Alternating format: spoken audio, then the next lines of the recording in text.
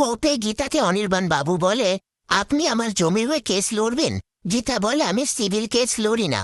অনির্বাণ বাবু বলে, civil case নেই, criminal offence হয়ে গেছে।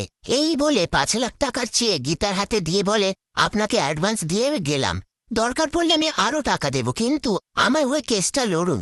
এই বলে সেখান থেকে চলে যায়। এরপর অনির্বাণ বাবু প্রলয়কে ফোন করে বলে, আপনার কথায় আমি কেসটা ওনাকে দিয়েছি, কলকাতার নাম্বার 1 উকিল অগ্নিজিৎ মুখার্জিকে ছেড়ে। প্রলয় বলে, আপনি নিশ্চিন্তে থাকুন, পৃথিবী যদি গীতার বিরুদ্ধে চলে যায় আমি ওর পাশে থাকব। এই বলে ফোনটা রেখে দেয়। ওদিকে ভজনের কথায় রাস্তায় কতগুলো গুন্ডা গীতাকে মারতে এলে গীতা তাদের উল্টে মারধর করে। আর সেই গুন্ডাকে বলে, কে পাঠিয়েছে তোকে বল। সেই গুন্ডাটা বলে, ভজন মিত্তির।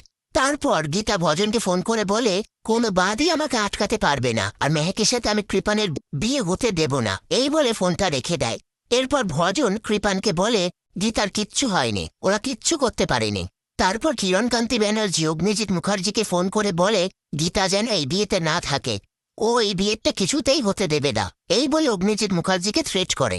অগ্নিজিৎ মুখার্জি বলে, আপনি আমার সাথে সমানে উঁচু গলায় কথা বলে যাচ্ছেন। এরপর ভজন কিরণকান্তি ব্যানার্জির হাত থেকে ফোনটা নিয়ে অগ্নিজিৎ মুখার্জিকে বলে, গীতা যেন বিয়ের একটা খাবারও খেতে না পারে, ও যেন বিয়েতে না থাকে। এই বলে ফোনটা রেখে দেয়। অন্যদিকে গীতা অগ্নিজিৎ মুখার্জির হাতে 5 লাখ টাকা চেকটা ধরিয়ে বলে, আপনার সব টাকা শোধ করে দিলাম। এই নিয়ে তারা কথা বলতে থাকে।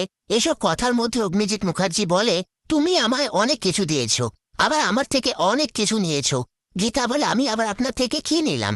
অগ্নিজিৎ মুখার্জি বলে, আমার মান সম্মান, আমার শ্রেষ্ঠত্বের মুকুট সব কেড়ে নিয়েছো তুমি। কোর্টে সবাই আমার দিকে আঙুল তুলে বলে, বৌমার কাছে পরাজিত শ্বশুর মশাই।